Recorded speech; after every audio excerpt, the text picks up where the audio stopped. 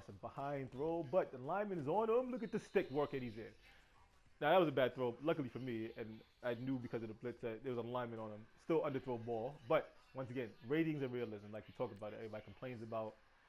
As you see, he drop back here, he goes for the play action, he comes back for it. I'm throwing on the run, ladies and gentlemen, as I said you can't do. Right, threw on the run. Now it's a bad ball. Right, it was harder because we were on the run. Threw a bad ball. It's behind him now. Even with a user, this guy's clearly slower, not good in coverage, so there's no play on the ball. He can't play the ball. And now he's done. Best he could do is dive. No Superman dive. Couldn't get to me. We turn up field, right? With the stick work. So don't just press turbo run. We got stick work going. Cut up field. Boom. He hits me. Now he's behind me at a bad angle. We talked about this. He's not just going to hit stick me because he can't. Try to tackle me and we roll into the end zone. Ratings, realism, organic football. Come on, Sim Nation. I mean, I'm showing you the key. Stop fighting it. Stop fighting the key. Just take it. Run with it. Up the sidelines and drag him down. Come on. I'm showing you the key, ladies and gentlemen. This is the key. Okay, this is against a zone 3 blitz, so there's always more guys coming, even here, right? Boom, you cut the route off. I can just cut his route off, right? I can just throw it early on before, as he gets to the break, we rack it, we possession it, you know, the computer can do it. Up the field, look at that, put it in his chest with the big tight end, like I said. And let's see, let's move out the pocket because people love doing this. So we're gonna roll out the pocket, we're going, and still can make the play. Ladies and gentlemen, we run out the pocket, but we don't need to. You get the pocket, get rid of the ball, right? And it's hard, so it's gonna make guys reluctant. All of a sudden, now making reads is important. And once again, this is even more of a prominent. Oh, and I want you guys to look at this because this is very important. Let's go back to the replay. Once again, ratings very much a part of it, especially when you target passing. This, as you can see here, he's in the passing lane, right? So, my fault, right? He's in the passing lane. But what I do know is the way I throw the ball, this break, he's playing zone. He's looking at the guy coming to the field. And because I'm not waiting forever to throw this ball, and I throw it on his break, so as you can see, we drop back, boom, and the ball's out. These guys are still looking downfield. You see his head looking downfield. The ball goes whizzing over his head. He's not even adjusting the ball yet. He's still playing the guy, and then realize, oh, ball the field. Did he turns? Too late. The ball's gone. So if you're throwing the ball on time, guys can't have that immediate reaction. The linebacker is just snatching your ball out, right? Because you're throwing it on timing route. It's a different animal altogether. This is the key to the game, ladies and gentlemen. This is the key to beating, all those. Honestly, once again, you see when we'll replay that, just looking at the coverage more than my horrible throw when I missed my wide open receiver. But again, I drop back here, the blitz comes, they pick it up. So okay, you can argue perfect pocket. Yeah, I'm not gonna argue there. Blitz is picked up well, but there's a lot going on here. And what I did was, even though I saw through the clutter, right, as you see that safety do a good job of coming on 87, so I had to look him off 88 or 98 does a good job of picking him up. Gotta look away from him immediately. Then you look at the left dragging route, and you see, of course, now they come back. So now you're like, okay, there's nobody at that level I can give him the ball. Of course, I do get him the ball, but I throw it a terrible ball. But once again, because he's doing all this stuff running around here, he can't pick this ball off. He's still looking left and right. He's not thinking about this throw, and look how fast the release is. And if you ever played in the football game with a guy with a hell of an arm, it's hard to adjust to the ball that quickly. So that's the key right there. You can't just adjust to it. Everybody thinks you just big hit. Oh, we got it. Everybody thinks you gotta avoid those two. You racking, you don't want to do that. But that's my fault. But we're in practice, so whatever. But once again, when you look at that, now that is a different story because of where the ball basically hit him in the face. But when you look at how fast the ball comes out of the hand, you can't just grab it. And I have videos of me doing this to users, right? You can do it to users as well, right? Because they can't just you can't just hold the button the whole time. So they have to press it when it comes out, and it's pretty hard to press it when the ball's out that fast. Especially in a way you didn't expect it to come at an angle, right? You thought you had the guy covered. Oh, he's not. Oh, the ball's gone. And by the time you press it, you're out of position. And also, I mean, if you watch users, man, everybody hits stick so much. It makes it. Ah, it's horrible throw. It makes it so much easier to throw for touchdowns because once you catch it in space, everybody immediately has a pressing, clicking onto the guy and going right to the target. I mean, to the hit stick. So all you gotta do is slow down and go away from them, and you can break. You can avoid 3 tackles by the user just spamming the hit stick button. So once again, very useful feature.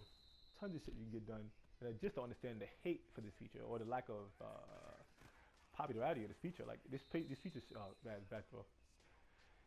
And actually, let's look at my feet when I do that ball. I'm just curious because I'm actually curious about how the inaccuracies go here. If it's just random there. And no, the feet is set. Maybe I moved it late, but that's again, every ball is not going to be perfect. As you see here, this is a spot throw, threw it to that low point.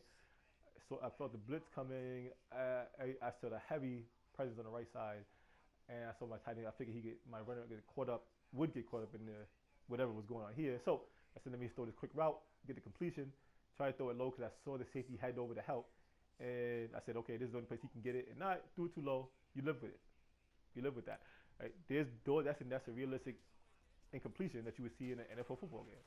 Right? You got to make and look at the interception. Now, clearly, I throwing this as a point to make a point if you look back at it again. So, once again, this is the difference between the guy with the middle and the guy ahead. The guy with the middle is not his assignment now, as he's not looking around. He's looking at the quarterback because he's in his position.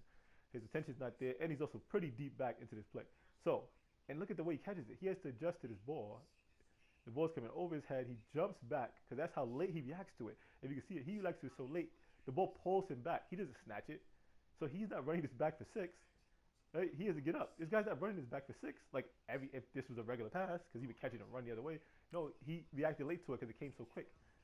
So again, do a pick, but it's an organic pick.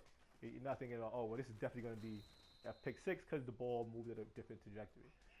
I mean, ladies and gentlemen, I mean, how can you deny not just the usefulness of the feature, but how it makes the game not just organic and random like the real sport, but actually realistic. Like, ladies and gentlemen. And this is the intermission move here, so you watch it. I'm throwing shit ball fade to mine. Josh back here, through this route here, and once again, the receiver who's playing cover 3, the D-back, I'm sorry, he's playing cover 3, has the advantage in this case, because this is a comeback. I have to wait for him to actually come back to this ball, because if I throw it behind it, which he's going to be behind him anyway, he can adjust it easier, and of course, it's Josh Norman. So look how, this is a pick 6, that should be a pick 6, because it's an underthrown comeback route, and he makes the adjustment to it, goes upfield. So now he deserves that pick 6 if he had it, because of the way I threw that ball. But that was good defense and a bad throw. And once again, if you threw that, you're not worried about, oh, animated. No, it's not an animation. That guy made the right adjustment. Because it was a good defense, bad underthrown ball, and that's pick 6. That's how it should be. Not just, because he was waiting at the right point. I'm throwing some terrible balls right now, but if you look at 91 also in this play, he drops back in the coverage. The guy comes over the middle. You throw the ball. 91, again, doesn't have great skill in the man coverage, so just kind of lunges his body out there. There's no two-man animation. He kind of just gets in the way, knocks the ball away. It's like you would in real football. You see it all the time. Guys get hit in the shoulder pad and the head. They just want to get in the way of the ball. That's it. And again, right, I shouldn't throw that ball, but again, a point. The ball comes out quick. These guys aren't catching it and running back. These guys are throwing the ball pretty hard, and it's not the easiest play to make. So you see the ball is they're actually using physics if you watch that play, because the ball is traveling so fast, and it takes him so long to react that he doesn't just actually use to catch that he has to go back with the ball. So once again, that is physics in the game that people say isn't in the game, but I see a little bit of physics there, and that animation to account for how fast the ball was traveling and the time he had to react to the ball. I throw a better ball and lead him upfield there. But this game is all about making a quick read, right? You got guys coming line of scrimmage on adjustments, right? These are adjust. It was a line of scrimmage. Who's coming really? That's who's coming. I'm just throwing. I don't know why I got so many balls behind receivers, but you can make the adjustment, right? Guys come from the left and he backs off, right? Come near, throw it short, boom. I mean, once again, can't throw that route with the button. You can't cut that route off when nobody's defending him because you can't do it. That again, I'm throwing a lot of balls underthrown, but that's where you want to put that ball right in that gap. I threw it too late to throw it at that spot, but definitely look at that. And this you do once again, and this is the read you have to make in Madden. As you can see, they run a cover 3, but I kind of forgot about that, and I'm just kind of looking at it organically. So when I drop back here, I see 98 is backed up there, right? So I'm checking them out, and I also see that there's a safety over the top, so I can't throw it too deep. So before my eye starts glancing towards the underneath route, because it's none but a decent levels concept. Not to mention 89 is going to be open on the in route.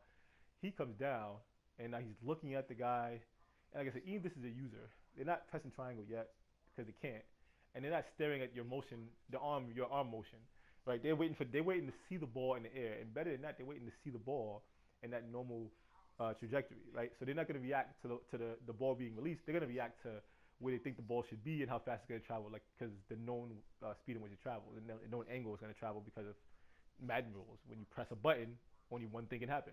So there's no way this guy can make this adjustment to this ball. Now the tight end who's breaking down, who's looking at the ball, who's been looking back, can go and stop. And like I said, all he can do is stop, get his feet up, turn, And then he has to adjust his body because he has to turn his body to catch. Once again, you see it, he turns the catch, and his body turns, and he clearly represents that as turning his body when he lands. Then he turns upfield and gets tackled. But once again, you can't do this. Literally can't do it if you're playing it the way we play Madden now. That is not a possibility. I almost got through high. I saw you. Now it's just like it is breaking through lines. It actually, doesn't matter what he did there. But again, you got an edge rush here. I'm gonna try to get it to there, get that move. Got him with a stutter. And once again, this is again why target passing is so useful. You step back here, you get a pass going, you got a quick drop. There's a lot of bunches here. Everybody kind of pressed off. Now everybody opens up. 98. I'm not sure what his assignment was, but he was at a hard time in coverage. 15 left him, so he's about to turn that field. Put it over. Well, I was trying to put it right shoulder, but put through it short, so right over at the left shoulder, and he's in space. And once again, nobody's going to use you here because where they're going to use you at? The ball, the guy's on the inside. If you're usering, you're playing the inside shoulder. You're thinking that ball's going to go somewhere on the inside.